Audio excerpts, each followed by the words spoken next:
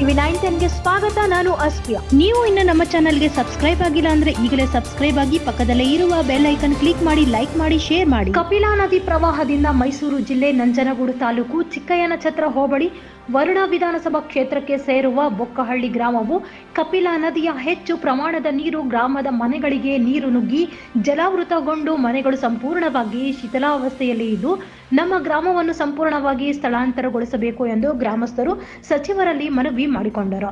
ಜಿಲ್ಲಾ ಉಸ್ತುವಾರಿ ಸಚಿವರಾದ ಡಾಕ್ಟರ್ ಸಿ ಮಹದೇವಪ್ಪ ಹಾಗೂ ವಿಧಾನ ಪರಿಷತ್ ಸದಸ್ಯ ವರುಣ ಕ್ಷೇತ್ರದ ಆಶ್ರಯ ಸಮಿತಿ ಅಧ್ಯಕ್ಷರಾದ ಡಾಕ್ಟರ್ ಯತೀಂದ್ರ ಸಿದ್ದರಾಮಯ್ಯನವರು ಮುಖ್ಯಮಂತ್ರಿಗಳ ಸೂಚನೆ ಮೇರೆಗೆ ಪ್ರವಾಹ ಪೀಡಿತ ಬೊಕ್ಕಹಳ್ಳಿ ಗ್ರಾಮಕ್ಕೆ ಭೇಟಿ ನೀಡಿ ಪರಿಶೀಲಿಸಿ ಬಳಿಕ ಗ್ರಾಮಸ್ಥರು ಆಶ್ರಯ ಪಡೆದಿರುವ ಗಂಜೇಂದ್ರಕ್ಕೆ ಭೇಟಿ ನೀಡಿ ಗ್ರಾಮಸ್ಥರ ಸಮಸ್ಯೆಗಳನ್ನು ಆಲಿಸಿ ಮಾತನಾಡುತ್ತಾ ಗ್ರಾಮವನ್ನು ಸಂಪೂರ್ಣವಾಗಿ ಸ್ಥಳಾಂತರ ಮಾಡಬೇಕಾದರೆ ಸುಮಾರು 30ರಿಂದ 40 ಎಕರೆ ಭೂಮಿ ಬೇಕಾಗಿರಬಹುದು. ಈಗಾಗಲೇ ಇದಕ್ಕೆ ಸಂಬಂಧಪಟ್ಟಂತೆ ಅಧಿಕಾರಿಗಳ ಜೊತೆ ಮುಖ್ಯಮಂತ್ರಿ ಸಿದ್ದರಾಮಯ್ಯರವರು ಮಾತನಾಡಿ ಸರ್ಕಾರಿ ಭೂಮಿ ಗುರುತಿಸಲು ಸೂಚನೆ ನೀಡಿದ್ದಾರೆ. ಸೂಚನೆಯಂತೆ ಈಗಾಗಲೇ ಅಧಿಕಾರಿಗಳು ಸರ್ವೆ ಕಾರ್ಯ ನಡೆಸಿದ್ದಾರೆ. ಗ್ರಾಮವನ್ನು ಹಂತ ಹಂತವಾಗಿ ಸ್ಥಳಾಂತರ ಮಾಡಲು ಎಲ್ಲ ರೀತಿಯ ಕ್ರಮ ಕೈಗೊಳ್ಳಲಾಗುವುದು ಎಂದು ಗ್ರಾಮಸ್ಥರಿಗೆ ಭರವಸೆ ನೀಡಿದರು. ಜೊತೆಗೆ ಪ್ರವಾಹದಿಂದ ನಷ್ಟಕ್ಕೆ ಒಳಗಾದ ಗ್ರಾಮಸ್ಥರಿಗೆ ಸರ್ಕಾರದಿಂದ ಸೂಕ್ತ ಪರಿಹಾರವನ್ನು ದೊರಕಿಸಿಕೊಡಲು ಬದ್ಧವಾಗಿದೆ. ಈಗಾಗಲೇ ಕೇಂದ್ರ ಸರ್ಕಾರಕ್ಕೆ ಮುಖ್ಯಮಂತ್ರಿಗಳು ಪ್ರವಾಹ ಪೀಡಿತ ಪ್ರದೇಶಗಳಿಗೆ ಹೆಚ್ಚು ಪರಿಹಾರವನ್ನು ನೀಡುವಂತೆ ಮನವಿ ಮಾಡಿದ್ದಾರೆ ಎಂದು ತಿಳಿಸಿದ ಸಚಿವರು, ಕಬಿನಿ ನದಿಯಿಂದ ಹೆಚ್ಚು ನೀರು ಬಿಟ್ಟರೆ ಅದನ್ನು ನಿಭಾಯಿಸಲು ಅಧಿಕಾರಿಗಳಿಗೆ ಈಗಾಗಲೇ ಸೂಚನೆ ನೀಡಲಾಗಿದೆ. ಯಾರು ಕೂಡ ಗ್ರಾಮಸ್ಥರು ಭಯಪಡುವ ಅಗತ್ಯವಿಲ್ಲ. ನಿಮ್ಮ ಜೊತೆಗೆ ನಾವಿದ್ದೇವೆ, ಸರ್ಕಾರವಿದೆ ಎಂದು ಜಿಲ್ಲಾ ಉಸ್ತುವಾರಿ ಸಚಿವರಾದ ಡಾಕ್ಟರ್ ಸಿ ಮಹದೇವಪ್ಪ, ವಿಧಾನ ಪರಿಷತ್ ಸದಸ್ಯ ಡಾಕ್ಟರ್ ಯತೀಂದ್ರ ಸಿದ್ದರಾಮಯ್ಯನವರು ಭರವಸೆ ನೀಡಿದರು. Bureau report, Basavaraj, Mysuru. ಅತಿವೃಷ್ಟಿಯಿಂದ ಜನಕ್ಕೆ, ಜಾನುವಾರುಗಳಿಗೆ, ಆಸ್ತಿಗೆ ನಷ್ಟ ಆಗ್ತಾ ಇದೆ.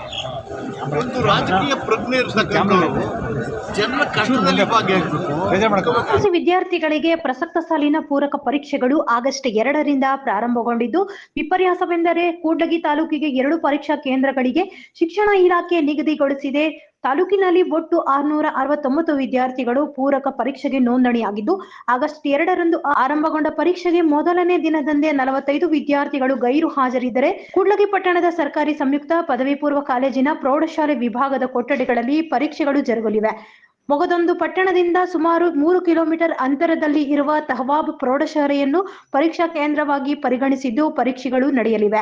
ತಾಲೂಕಿನ ಮೂಲೆ ಮೂಲೆಗಳಿಂದ ತಾಲೂಕು ಕೇಂದ್ರಕ್ಕೆ ಅತ್ಯಂತ ಕಡಿಮೆ ಖರ್ಚಿನಲ್ಲಿ ಸಕಾಲಕ್ಕೆ ಆಗಮಿಸಬಹುದಾದ ವಿದ್ಯಾರ್ಥಿಗಳು ಪಟ್ಟಣದಿಂದ ಸುಮಾರು 3 ಕಿಲೋಮೀಟರ್ ದೂರದ ಪರೀಕ್ಷಾ ಕೇಂದ್ರಕ್ಕೆ ತೆರಳಲು ನಿಗದಿತ ಸಮಯಕ್ಕೆ ವಾಹನದ ವ್ಯವಸ್ಥೆ ಇಲ್ಲದೆ ಪರದಾಡುವ ಪರಿಸ್ಥಿತಿ ನಿರ್ಮಾಣವಾಗಿದೆ ಮತ್ತು ಬಹುತೇಕ ಪರೀಕ್ಷಾರ್ಥಿಗಳಿಗೆ, ಪೋಷಕರಿಗೆ ಪರೀಕ್ಷಾ ಕೇಂದ್ರ ಎಲ್ಲಿದೆ ಎಂಬ ಸ್ಪಷ್ಟ ವಿಳಾಸ ತಿಳಿಯದಾಗಿದೆ ಎಂಬ ಆಕ್ರೋಶ ವ್ಯಕ್ತವಾಗಿದೆ. ಶಿಕ್ಷಣ ಇಲಾಖೆ ಸಾರಿಗೆ ಸಂಸ್ಥೆಯ ಬಸ್ ವ್ಯವಸ್ಥೆ ಮಾಡಲೇಬೇಕಿದೆ ಅಥವಾ ಪರೀಕ್ಷಾ ಕೇಂದ್ರದಿಂದ ಶಿಕ್ಷಣ ಸಂಸ್ಥೆಗೆ ಬಸ್ ಕಲ್ಪಿಸಿಕೊಡುವಂತೆ ಕ್ರಮ ಜರುಗಿಸಬೇಕಿದೆ ಎಂದು ಪರೀಕ್ಷಾರ್ಥಿಗಳ ಪೋಷಕರು ಒತ್ತಾಯಿಸಿದ್ದಾರೆ.